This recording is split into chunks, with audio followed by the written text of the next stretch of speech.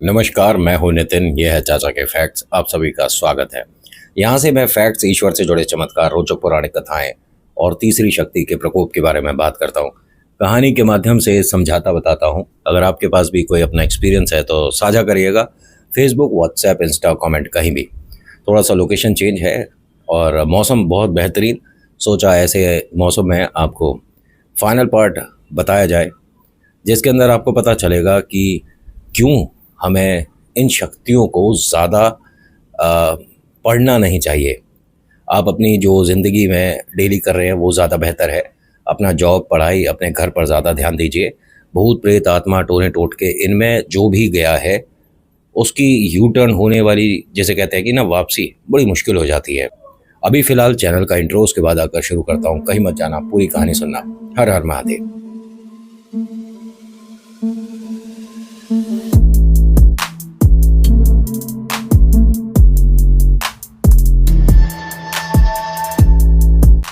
जैसा कि आपको पिछले भाग में पता है कि सुषमा अपनी जो गुरु है उससे भी अब थोड़ा डिस्टेंस बढ़ा रही थी और अपने भाई की वजह से, चिराग की वजह से, वो टोने टोटकों से धीरे धीरे हटती जा रही थी।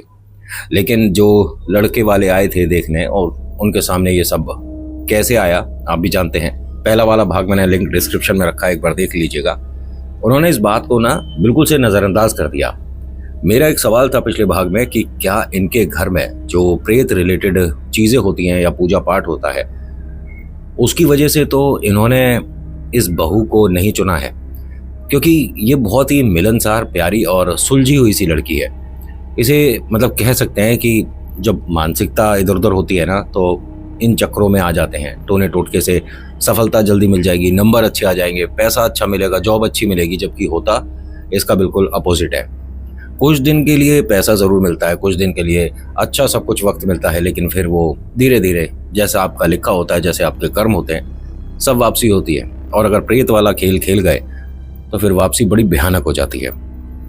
यहाँ रिश्ता पक्का हो गया और 2 महीने बाद एक तारीख निकली जिसमें दोनों फैमिली एक होने वाली थी।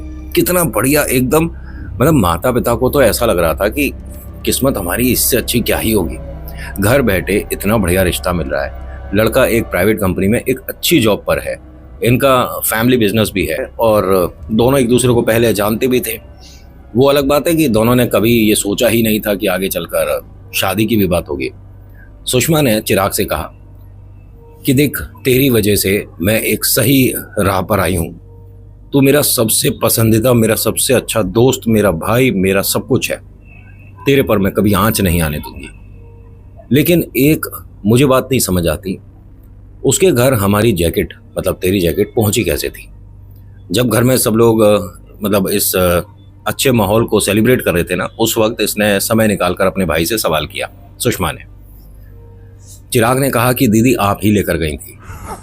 अब उसे ध्यान नहीं आ रहा था, मैं कब लेकर गई थी मेरे को समझ नहीं आ रहा, मुझे याद नहीं आ रहा। दीदी कोई बात नहीं, और वो खास जैकेट थी, अगर वापस मिल जाए तो बहुत अच्छा है। उन्होंने कहा बेटा वैसे ही मैं तेरे को एक और ला दूंगी, बस उस वाली को भूल जाओ। तभी इनके घर की डोरबेल बजती है तो एक पार्सल आया था। माता पिता ने देखा कि बिटिया तेरे नाम पर है, देख ले, तूने कुछ मंगाया था क्या? इसने कहा नहीं, मैंने कुछ मंगाया नहीं, और ये मेरे नाम पर भैया आप गलत ले आए, ये गलत एड्रेस है। उसने कहा एड्रेस तो ठीक है, तो भेजने वाले के बारे में बताना ज़रा, कौन है, कहाँ का है? उस पर कुछ भी भेजने वाले का नाम था ही नहीं। मतलब एक तरह से हो सकता है, देखिए मैं कंफर्म नहीं कर रहा, ये जो भाई साहब डिलीवरी कर रहे हैं ना, ये मुझे ऐसा लगता है इनकी बातों से डिलीवरी बॉय थे भी नहीं। वरना जो डिलीवरी करा रहा है उसके रजिस्टर में तमाम एंट्री होती है, तभी आप साइन करते हो ना। उसके पास कोई रजिस्टर था ही नहीं, उसे रिसीविंग लेने की ज़रूरत नहीं पड़ी क्या? इन लोगों ने कुछ नहीं सोचा, बस पार्सल को एक्सेप्ट किया और घर में अंदर ले आए। लाने के बाद ये चिराग बड़ा खुश हो रहा था कि दीदी इसमें क्या है, क्या आपने मेरे लिए कुछ मंगाया? उसने कहा बेटा मैंने ना तो कुछ ऑर्डर किया, ना मेरा कोई कहीं से पार्सल आना था, मेरे नाम से पता नहीं किसने क्या भेजा है। और ये अगर सिर्फ 5 मिनट अपनी वो जो विद्या इसने सीखी है उसको थोड़ा सा ध्यान कर लेती ना, तो समझ जाती है क्या चीज़ है। क्योंकि हाँ, इसको खोलने से पहले इसे पता चल सकता था, ऊपर जो निशान बना हुआ था ये साधारण नहीं था। इसने उस निशान को ना देखा, ना उस पर गौर किया। जब इन्होंने इस पैकेट को खोला तो उसके अंदर जैकेट थी, जो भाई की जैकेट है ना, जिसको ये बहुत याद कर रहा था। इसने जैसे ही जैकेट देखी, भाई इतना खुश हुआ कि उसे निकाला और पहन लिया। ये अंदर गई घर में और हाथ में जल लेकर आती है। कुछ पढ़ रही थी, ये क्या पढ़ रही थी घर में सभी को तो ये लगा कि शायद ये दोबारा से टोने टोटके की उस जिस जगह से वापस आई है उस जगह वापस जा रही है, जबकि ये भाई के लिए कुछ अच्छा पढ़ रही थी। और भाई से बोलती है कि जैकेट उतार जल्दी। उसने कहा लेकिन दीदी ये मेरी फेवरेट जैकेट है। उसने कहा भाई अब मैं आखिरी बार बोल रही हूँ कि या तो जैकेट उतार दे और वरना हमेशा के लिए मेरे से बात करना बंद कर दे। मम्मी पापा को लगा कि भाई ये तो देख तू गलत कर रही है, उसे पसंद है। अरे मैं इसके बारे में सब कुछ बाद में बता सकती हूँ, ये कपड़ा कहाँ गया था और कैसे वापस आया है। आप सब मेरी बात मानो और ये जैकेट उतरवाओ। बेटा उतार दे, जब दीदी को बुरा लग रहा है तो। उसने जैकेट उतार कर टेबल पर फेंक दी। दीदी ने अपना जो भी पढ़ना था करने के बाद उस पर चीटा लगाया, उसी बक्से में वापस रखा और घर के बाहर ले जाकर साइड में मतलब एक तरह से फेंक दिया। घर में सबको बहुत बुरा लगा, भाई चीज़ पैसों में आती है और तू पैसों का नुकसान कर रही है, क्या कर रही है। फिर उसने सारी बातें बताई। मुझे ध्यान नहीं कि मैं कब भाई की जैकेट ले गई थी, और वो जो मेरी गुरु है, जानते ही हो आप, उस लड़की का नाम यहाँ से बोलना सही नहीं है, उसने मेरे भाई पर कुछ पढ़ा था जिसकी वजह से इसके साथ समस्या हो रही थी। आप लोगों को लग रहा है कि मैं पढ़ रही थी, लेकिन मैं नहीं कर रही थी। अब माता पिता को लगा कि ये कहीं ना कहीं ठीक भी है, अपने भाई के सपोर्ट में अगर ये बीच में आ रही है एक ऐसे तांत्रिक के जो कि हाँ बहुत कुछ जानती है, तो हमें भी अपनी बेटी का सपोर्ट करना चाहिए बढ़ चढ़ कर। इन्होंने ऐसा ही किया। लेकिन ये जो भी कुछ देर का हुआ था ना, ऐसे में जिसको उसने छोड़ना था वो छोड़ चुकी थी घर के अंदर। खाना वगैरह खाकर सभी लोग सो गए। भाई उठकर डर कर बैठ गया। तकरीबन 2 सवा 2 बजे का समय था। बहना इसके पास ही सो रही थी। उसने पूछा कि तुझे क्या हुआ, एकदम उठकर क्यों बैठा। तो इसने कहा कि दीदी मेरे अभी किसी ने पैर खींचे हैं। जैसे ही इसने ये सुना, इसने कमरे की सारी लाइट वगैरह ऑन कर दी, अच्छे से चेक करती है कि क्या पता कुछ दिख जाए, क्योंकि एकदम से हम भूत प्रेत आत्मा तो सोचते नहीं है। इसने फिर भाई से कहा कि एक काम कर, सिर बदल कर सो, मतलब जिस तरफ सिर था अब उस तरफ पैर करके सो। उसने कहा ठीक है दीदी, मुझे डर लग रहा है, आप कहीं मत जाना। उसने कहा मैं तेरे पास ही हूँ, कोई परेशानी नहीं होगी। उसने अपने कॉलेज की कोई किताब खोल ली कि भाई कुछ देर तक कोई सी भी किताब पढ़ूंगी वरना नींद आ जाएगी। भाई के सपोर्ट में थोड़ी देर के लिए मैं जागती हूँ। ये आराम से सो गया। डर तो रहा था, लेकिन जब पता है कि साथ में दीदी हैं और कुछ नहीं होगा तो थोड़ा सा डर कम लगा और ये सो गया। उस वक्त जब इसने समय देखा, इनका ये कहना है कि सिर्फ इतनी देर में 5 या 10 मिनट होने चाहिए थे, लेकिन सुबह के 4:30 बज रहे थे और मैंने एक पन्ना भी पूरा नहीं पढ़ा था। समय बीच का कहाँ चला गया कुछ नहीं पता। मेरे को आंखें भारी हो रही थी, नींद आ रही थी। मैंने जैसे ही आंखें बंद करी है 5 मिनट में मम्मा ने आवाज़ दे दी कि अरे उठ जा, कितनी देर तक सोएगी, सुबह के 9 बज रहे हैं। अब ये समय ना बीच का कहाँ जा रहा है इसे नहीं समझ आ रहा। इसको ना समय को चबाना भी बोलते हैं। कोई आपका समय खा रहा है, कोई इसका समय चबा रहा है। यानी 1 बजे से 3 बजे के बीच में 2 से सवा 2 का समय कहाँ गया पता नहीं, सवा 2 से पौने 3 का समय कहाँ गया पता नहीं। और इसके साथ ये लगातार होने लग गया। 8 बजे खाना वगैरह खाकर ये बैठी है, आँख खुली 2 बज रहे हैं, बीच का इसे कुछ पता ही नहीं है। सोई है नहीं, आंखें बंद नहीं करी, और लगता है कि एक एक बार पलक झपकाने से आधा आधा घंटा आगे जा रहा है। इसने एक मंदिर के पंडित जी हैं, उनसे, वही वाले जो पहले मिले थे, उनसे सारी बातें डिस्कस करी। उन्होंने कहा तेरे मन का वहम है बेटा, कभी कभी हम इतना ज़्यादा थक जाते हैं तो हमें सोए कब उठे कब पता ही नहीं चलता। उसने कहा नहीं, मैं खुली आंखों से समय देखती हूँ और बीच का समय धुंधला हो जाता है और कुछ नहीं दिखता, और फिर जब समय देखती हूँ तो 2-3 घंटे कहाँ चले गए पता ही नहीं चलता। अब यहाँ इन सभी के दिमाग में आ रहा था कि इनकी जो वो है, क्या नाम है, गुरु, वो सब कर रही है। लेकिन ऐसा नहीं था। जिस घर में इसकी शादी तय हुई है वो उस गुरु से भी बढ़ चढ़ कर आगे है। उनके पूरे घर में एक तो ये लड़का जिससे शादी हो रही है, और एक इनके कज़न भाई बहन जो कि इस जगह नहीं रहते, सब दूर रहते हैं, कोई दिल्ली है, कोई भोपाल रहता है, वो सब इन चीज़ों में नहीं है। लेकिन घर के सभी बड़े जो हैं, अजीब तरीके का ये मतलब पुराने ज़माने से एक प्रथा इनके यहाँ चलती आ रही है, उसको ये लोग फॉलो करते हैं कि जब भी कोई नई बहू आती है उससे पहले कुछ उनके यहाँ पाठ होता है, पूजा होती है। मैं ये नहीं कहूँगा कि देवी देवता पूजे जाते हैं, शैतान पूजे जाते हैं, और ये उसका असर है। वो कंगन पहना कर गई है, जो होने वाले दूल्हे साहब है ना, उनकी मम्मा इन्हें कंगन पहना कर गई हैं और कहा है कि ये शादी तक नहीं उतारे जाते। जब आपके हल्दी वगैरह होगी उस वक्त आप नया अपना जोड़ा पहनोगे, शादी के जोड़े के समय ही इसे उतारा जाता है, और कुछ ऐसा बता कर गई थी। और इसके पीछे एक बड़ी वजह थी कि 17 दिन की एक पढ़ाई होती है टोटके में, जो तब ही करी जा सकती है जब आपने किसी को कोई सामान दे रखा है और उसने वो पहन रखा है। कुछ लोग जो धागा दे देते ना, चलते फिरते बाजार में कोई मिला आपको, कोई मौलवी मिला, कोई भगत मिला, या कोई अपने आप को अघोरी बता दे, आपको कोई धागा देते हैं कि बेटा पहन ले, समय बदल जाएगा, बिल्कुल मत पहनना। आपको पता भी नहीं चलेगा कि आप इशारों पर नाचने लग गए हो। अभी एक पंजाब का केस आया था, सभी के सामने देखा होगा। उस लड़के को पता ही नहीं कि ये मेरे साथ हुआ क्या है। वो तो कैमरे में सभी कुछ चीज़ें आई हैं, कोई भूत प्रेत वाली बात नहीं है, उसे आप हिप्नोटिज्म भी कह सकते हो। खैर, यहाँ होता क्या है कि घर वालों को अंदाज़ा भी नहीं था कि जो होने वाले दूल्हे साहब हैं उनकी माता भी कुछ पढ़ सकती हैं। किसी को भी नहीं होता, ठीक है। शादी तय हुई है, दिमाग में ये सारी चीज़ें नहीं जाती। शादी के सिर्फ 7 दिन बचे थे और इसके साथ धीरे धीरे घटनाएं अजीब होनी शुरू हो गई थी। ये भाई को बस ये बोलती थी कि नहीं बेटा कुछ नहीं हुआ, तू आराम कर, नहीं बेटा कुछ नहीं हुआ। और भाई रोज़ रात को डरता था। कभी उसे लगता है कि उसके किसी ने बाल खींचे हैं, कभी ऐसा लगता है कि उसके छाती पर आकर कोई बैठ गया, और कभी उसका पैर खींचा है। 2-3 बार ये बहन को भी महसूस हुआ है। और उसने ये बोला अपने माता पिता से, जब शादी का हफ्ता भर रह गया था, इनके घर रिलेटिव्स वगैरह आने शुरू हो गए थे, कि आप दोनों से और मुझे चिराग से कुछ बात करनी है। घर में सभी लोग हैं, ताई हैं, मौसी आई हुई हैं, सब लोग आए हुए हैं, यहाँ बात नहीं हो पाएगी, मंदिर चलना है, कुछ भी कहकर आप मंदिर चलो। सभी लोग इसकी बात मानते हुए मंदिर आए। इसने मंदिर में अंदर आते के साथ ही वो जो भगत जी है उन्हें बुलवाया। जो इसने बात करी थी सारी बातें बताई, अपना अनुभव बताया। पिता ने कहा कि बेटा तेरे साथ इतना कुछ हो रहा है, तुम दोनों को डर लगता था, तुम्हारे साथ ऐसा हो रहा था, हमें बताया क्यों नहीं? नहीं पापा, हम आपको बताते तो आपके भी मन में कुछ अजीब बात आती, और मेरी बात को आप सीधा वहाँ ले जाते हो कि मेरी गुरु जो करती थी शायद मैं भी आज वो कर रही हूँ, लेकिन मैं उस चीज़ों से हट चुकी हूँ। पहले मुझे डर नहीं लगता था, लेकिन अब लग रहा है। और मुझे डर अपने लिए नहीं है, मेरे साथ जो होगा वो होगा, लेकिन मेरे जाने के बाद मेरा भाई ऐसा ना हो कि कोई इसके साथ समस्या हो जाए, क्योंकि वो जो पढ़ रही है अभी भी कुछ कर रही है, ये उसी का किया धरा है।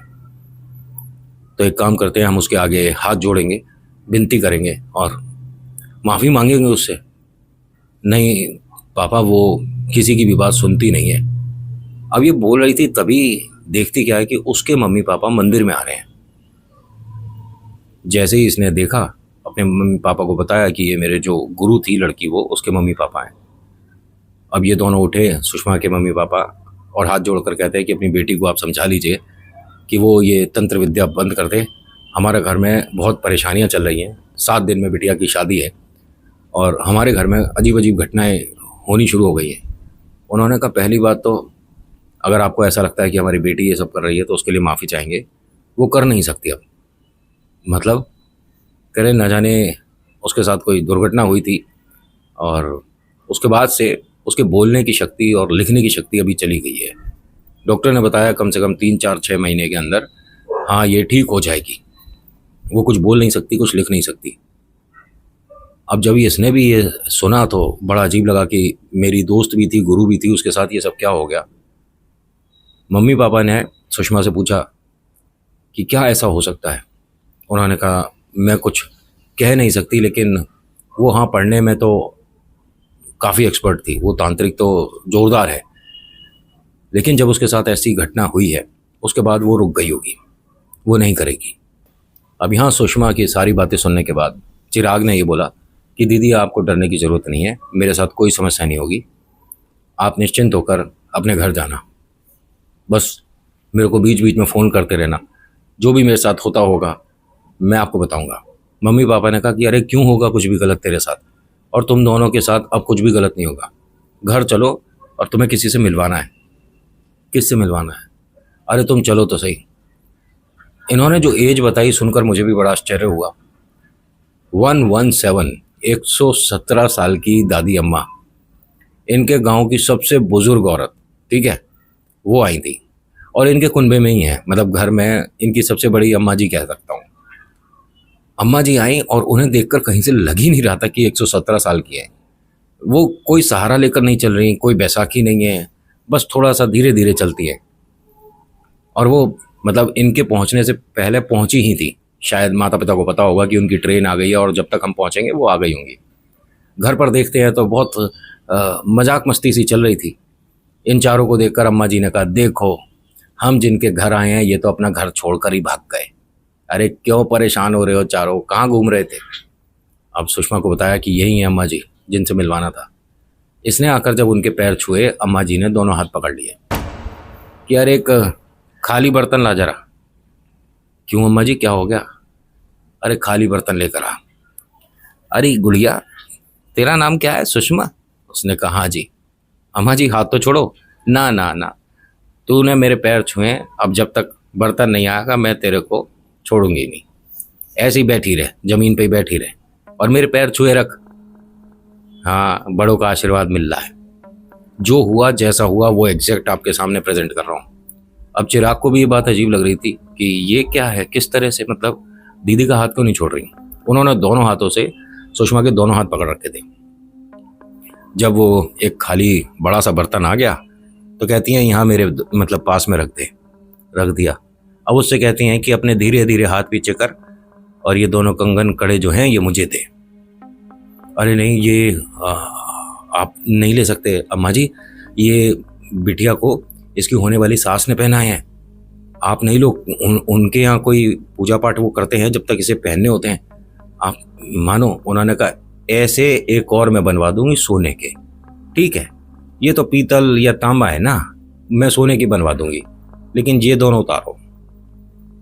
अरे वो आएंगे कल, उनको भी आना है। जो संगीत है उसमें उनकी तरफ से भी शगुन आएगा। इसके हाथ में कंगन नहीं देखेंगे, उन्हें बुरा लग जाएगा, कहीं शादी ना मना कर दें। उन्होंने कहा शादी तो वो मना करेगी नहीं, ये बात तो मेरे से लिखवा ले, क्योंकि हमारे जैसी भोली गुड़िया किसी को ना मिलती। उसकी किस्मत से ज़्यादा अच्छी उसे बहू मिल रही है। जो मैं कह रही हूँ वो कर, वरना अभी मैं कुछ चीज़ें बता भी सकती हूँ। खुशी का माहौल है, इसमें सब हंसते मुस्कुराते रहें, सही है, मन में डर नहीं बैठाना चाहती मैं। उन्होंने कहा अम्मा जी आप ऐसे क्यों बोल रहे हो? इन्होंने चिराग को बिठाया अपने सामने। तेरा पैर खींचा है कोई? अब एकदम ये जैसे ही बोला ना, घर में सब लोग जो हंस रहे थे मुस्कुरा रहे थे सब शांत हो गए। अम्मा जी क्या बोल रही हो? बालक डरेगा ऐसे। ना ना सही बता, रात में तेरा पैर खींचे है कोई, बाल खींचता है?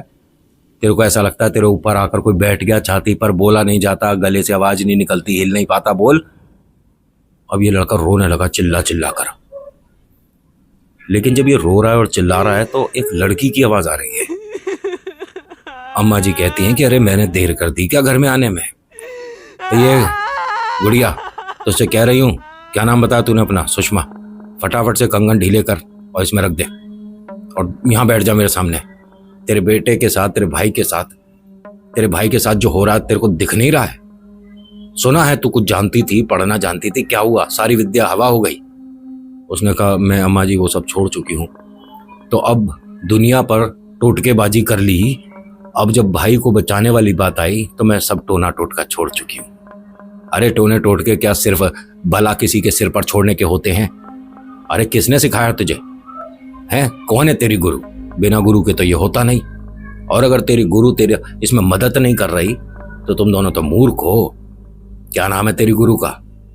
उसने कहा नहीं वो बोल नहीं सकती, लिख नहीं सकती, अब उसके साथ समस्या हो गई। तो अम्मा जी ने कहा चल एक बात तो पक्का हो गई कि जो उसने बला छोड़ी थी वो वापस लौट गई। ये वो ना कर रही है, कोई और है। ये कौन हो सकता है फिर?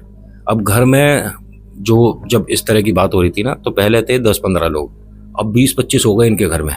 सबको बड़ा इंटरेस्ट आ रहा था कि अम्मा जी जो बता रही हैं कि क्या है इनके घर में, क्या मतलब भूत प्रेत। जो लगातार ये बच्चा रो रहा है ना, माँ ने ऐसे 3-4 गिलास पानी दे दिया, ऐसे पानी पी रहा है जैसे कि जन्मों से प्यासा है।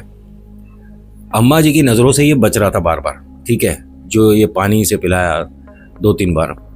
जैसे ही चौथा गिलास उसे दे रहे थे, अम्मा जी ने एकदम कहा, अरे तुम क्या कर रहे हो, मैं बैठी हूँ यहाँ, उसे रोन दे, चिल्ला चिल्ला तू रो, तेरे से भी बात करूंगी, कौन है तू, कहाँ से आई है, पूछूंगी तुझसे, पहले भाई तू बता, ये जो रिश्ता है कैसे कैसे हुआ, सारी बातें बताओ। सब कुछ बताया।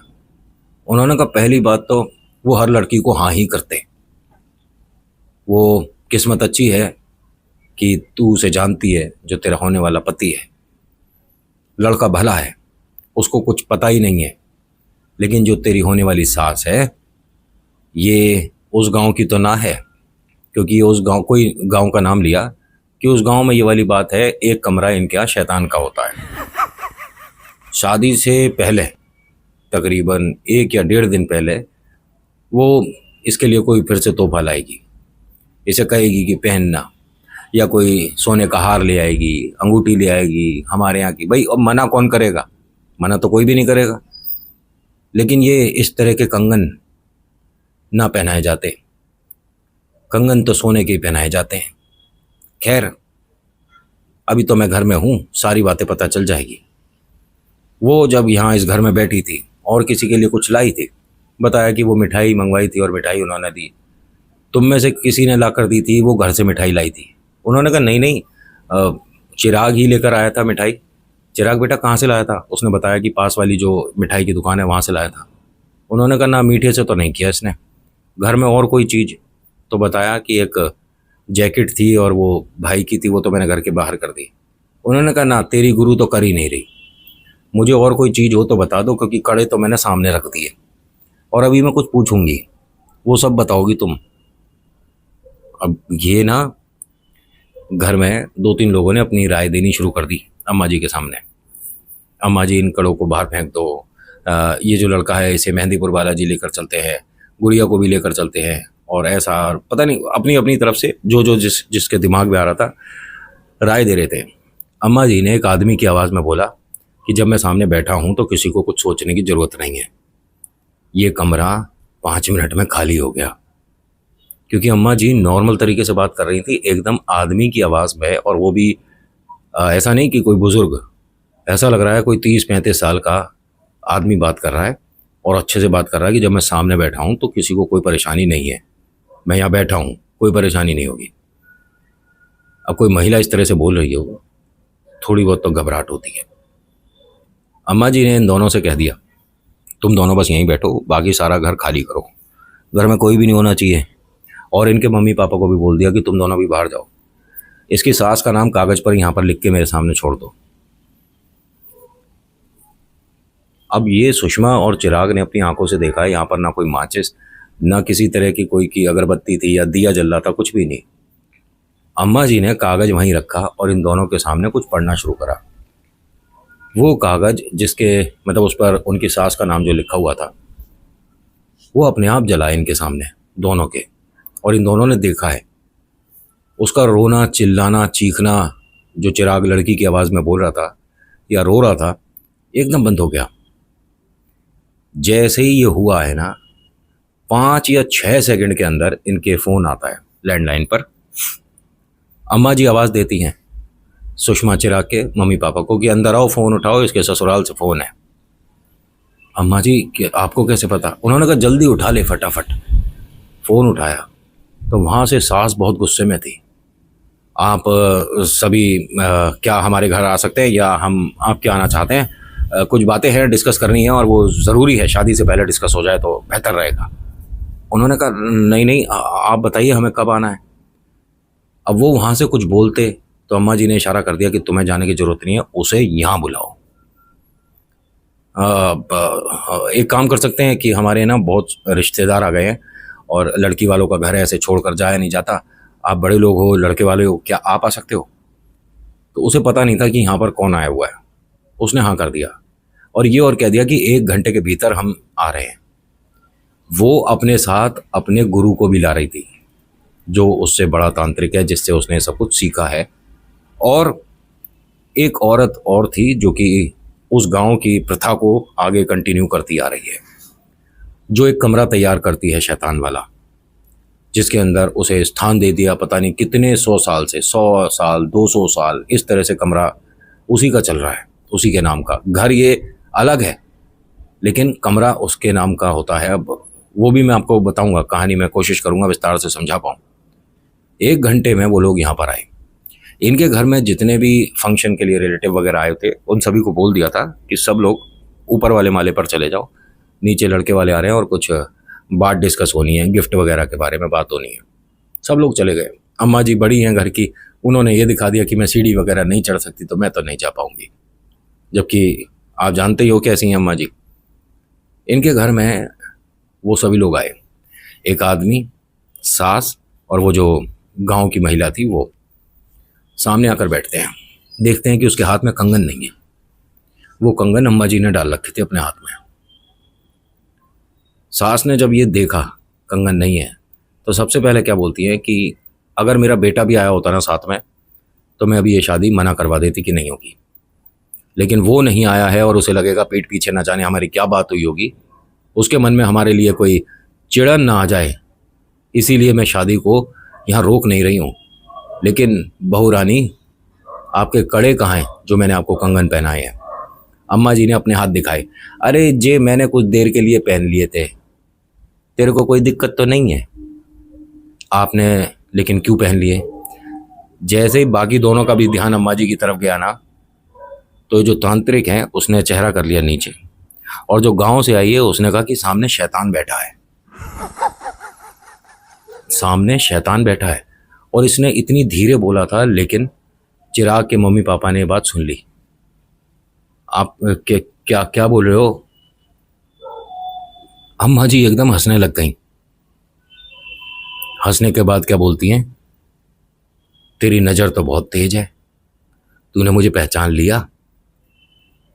तू हमारी गुड़िया के लिए लाई थी, ये हमारे ही घर की है। मैं इनके घर का सबसे बड़ा बुड्ढा हूँ, मैं यहीं रहता हूँ इनके पास, और तू इनके लिए कड़ा लाई? तेरे घर में जो बैठा है उसे यहाँ ले आऊं, फिर तेरे घर खाली हो जाएगा। और क्या कही है उसने तुम्हें, तुम्हारे गांव को? जिस दिन मैं चला गया सब खाली हो जाएगा, सुनसान हो जाएगा, परेशानियां बढ़ जाएंगी, जो जो उसने पैसा दिया है सब वापस ले जाएगा, बुलाऊं उसे यहाँ? अब जैसे ही इन्होंने ये सारी बातें बोली, जो तांत्रिक हैं और वो जो गांव से औरत आई थी वो हाथ जोड़कर इनके सामने ही बोलने लगे कि सारी बातें भूल जाओ, एक अच्छा विवाह हो रहा है, एक अच्छी शादी हो रही है, बस वो होने दो।